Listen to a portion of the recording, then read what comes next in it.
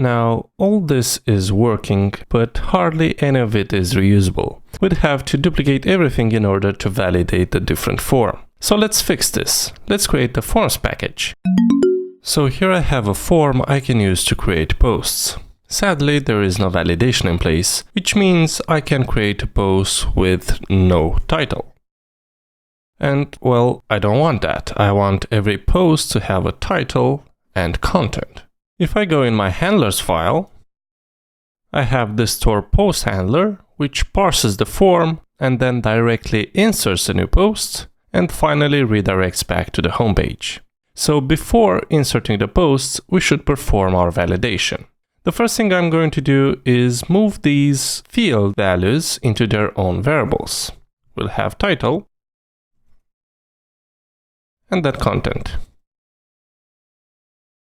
Then I will create an errors variable to hold the validation errors. This will be a map with strings as keys and slices of strings as values. The key will be the field name and the slice will contain any validation messages we want to show the user.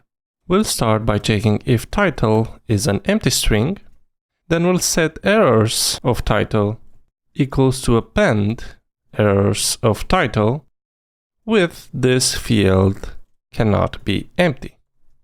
So we are updating the errors title slice with this validation message. The title also cannot exceed 255 characters. So I'll grab this and then we'll check if the length of the title is bigger than 255. Then we'll append this field is too long. And finally, we'll also make sure that the content is not empty.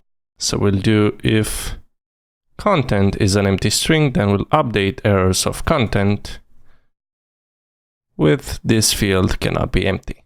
And now that we have our validation in place, we can check if we have errors. So if len errors bigger than 0 and re-render the page, but this time with the errors. I have a render function that will take in the response writer, the request, the page we want to render, in our case post create page HTML, and then the page data we want to send, in our case errors. And then we'll return to stop the execution. Now I can open the post create page and loop through the errors for each field. We'll go here and do range.errors of title and we'll do a paragraph, let's say class text red 600, give it some margin, text SM, and in here we'll render the error message. I'll grab this and do the same thing for the content. Range errors of content.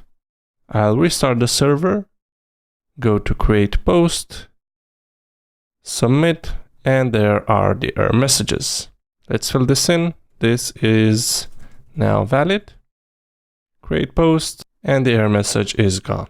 Now, before we go even further, there are some rookie mistakes here. We're checking if the title is an empty string, but then pesky users might also send a string full of spaces. So if I go here, I can do content, and then here I press space a bunch of times, hit create post, and the validation passes. To fix this, we need to trim the title. We can do that using the strings package and call the trim space function. And I'll do the same thing for content. Now if I try that again, space, content, well, of course I forgot to restart the server. Let's try that again. Space, content, create post, validation fails. The second mistake has to do with how we are measuring the length of the title.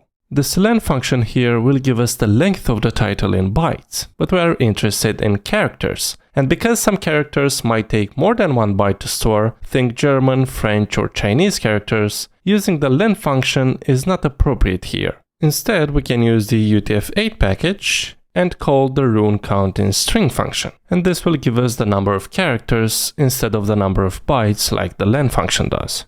Now, all this is working, but hardly any of it is reusable. We'd have to duplicate everything in order to validate a different form. So let's fix this. Let's create the forms package. I'll go to my internal directory and create a new directory called forms. Inside it, we'll create a new file called errors.go. Package forms. We'll define an errors type, which will be our map. So string and then slice of strings. We'll add two functions. We'll do func errors add, and we'll take in the field and the error message. Both will be strings. And we'll do e of field equals append e of field and then message. So this is essentially this right here. And then we'll add another function to get the errors for a specific field. We'll do get, we'll pass in the field, and then we'll get the errors for that field. We'll check if length of errors is 0, then we'll just return nil. Otherwise, we'll return errors. And of course, we need to set the return type, which will be the slice of strings. And this will handle adding and retrieving the errors. Let's go ahead and create a new file called form.go. Package forms will have a type form, which will be a struct. And this will embed our request post form, which is of type URL values. So we'll go here, URL values, and then we'll also have errors of type errors, which we've defined here. Next up, we'll create a constructor. I'll do func new, which will receive the data of type URL values, and will return a pointer to a form instance. We'll do return form, we'll pass in the data, and then we'll initialize errors with an empty map. We'll do map of string, and then slice of strings. And we can now attach validation methods to our form. We can do func form required, and this can validate multiple fields at once. We'll do fields string, and then we'll loop through the fields. We'll do for underscore, we don't care about the index, field equals range of fields. And then I'll go back to the handlers, grab this, and we'll make the necessary adjustments. We'll have trim space f get field, and then here we'll do form errors of field, and the same here. And we are done with the required validation method. Let's do another one for max length. We'll do max length, and this will take in the field, which will be a string, and the length, which will be an integer. I'll remove this, go back to the handler, grab this part, paste it in, and we'll adjust. We'll do f get field, and then instead of 255, we'll have length, and then here we'll do basically the same thing. F errors of field, and then append f errors of field. And I think we are ready to use this bad boy. We could also add a valid method. We could grab this and do valid, and this will return a boolean. And we'll basically check if the length of f errors is 0, then the form is valid. Alright, let's go ahead and use this bad boy.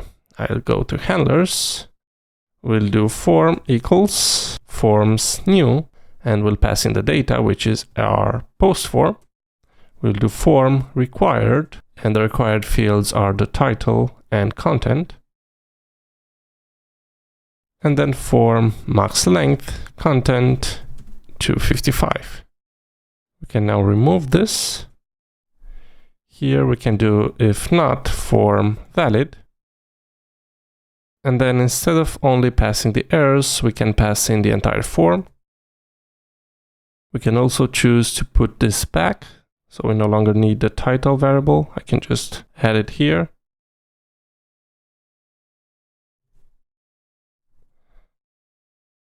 And then inside the HTML page, we'll do range form errors get, and then pass it the title, and the same for content.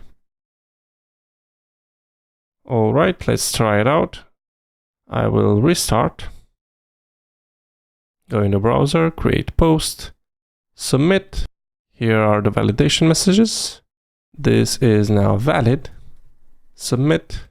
There we go. But there's one thing I do not like though.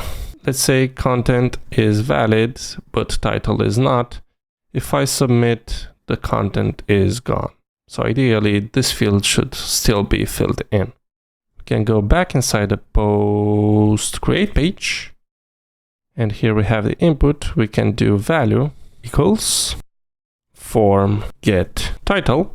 And we'll grab this and do the same for the content. We have the text area, paste it in, get content. And now if I create a post, this one is valid and should stay filled in. There we go. We have the validation message and the content is still filled in. If you want to make it even better, we could go to our form, to the max length. And here we could specify what exactly is the length, because otherwise the user has no idea. We could do fmt sprintf. This field can be digit, characters at most. And then we'll pass in the length. I'll restart the server and fill this in with a bunch of characters, create post, and the validation is not working. Open up the handlers. We have max length set to content instead of title. So I'll update this, restart again. Paste that in, create post, and there we go. This field can be.